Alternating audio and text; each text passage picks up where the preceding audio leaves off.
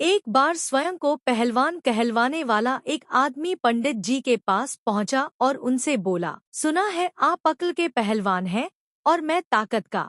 अगर हम दोनों दोस्त बन जाए तो कैसा रहेगा? लेकिन आपसे दोस्ती करने से पहले मैं आपकी अक्ल का एक नमूना देखना चाहूंगा, तभी यह तय करूंगा कि मुझे आपसे दोस्ती करनी चाहिए या नहीं। पंडित जी को न तो उसका आना अच्छा लगा और न ही उसकी शर्त। उन्होंने उस आदमी को ध्यान से देखा और पूछा, सबसे पहले तो यह बताओ कि तुम्हें यहाँ भेजा किसने है? फिर यह बताओ कि तुमने यह कैसे मान लिया कि मुझ में ताकत नहीं है और तुम मुझसे ज्यादा ताकतवर हो? और यह भी बताओ कि तुम्हारे भीतर कितनी ताकत है। पहलवान बोला, मुझे किसी ने नहीं भेजा, मैं अपनी मर्जी से आया हूँ। असल में मुझे पता है कि मुझ में अक्ल की थोड़ी कमी है। मैंने कई बार लोगों से सुना है कि पंडित जी से ज्यादा अक्लमंद कोई नहीं है। वे अपनी बुद्धि से अच्छों को हरा देते हैं, लेकिन मैं लोगों की बातों पर भरोसा नहीं करता। मेरा मानना है कि अक्ल से कुछ नहीं होता, असली काम तो शरीर की ताकत ही करती है।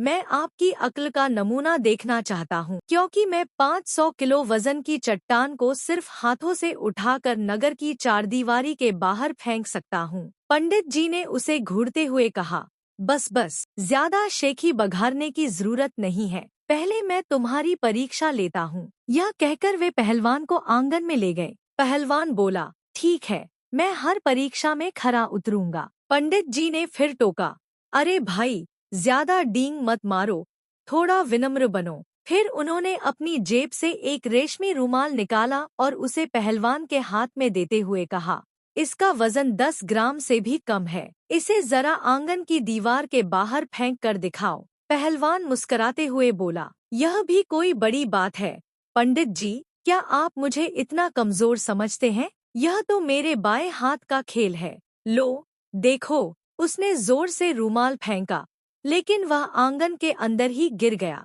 पंडित जी जोर जोर से हंस पड़े और बोले, अब जरा मेरी ताकत भी देखो, मैं इसी रूमाल के साथ एक पत्थर भी दीवार के बाहर फेंक सकता हूँ। यह कहकर उन्होंने जमीन से एक गोल पत्थर उठाया, उसे रूमाल में लपेटा और दीवार के बाहर फेंक दिया। फिर मुस्कुराते हुए बोले, अब बताओ, ज्यादा ताकतवर कौन है, तुम या मैं? पहलवान शर्म से पानी पानी हो गया और बिना कुछ कहे मुंह लटकाए वहां से चला गया।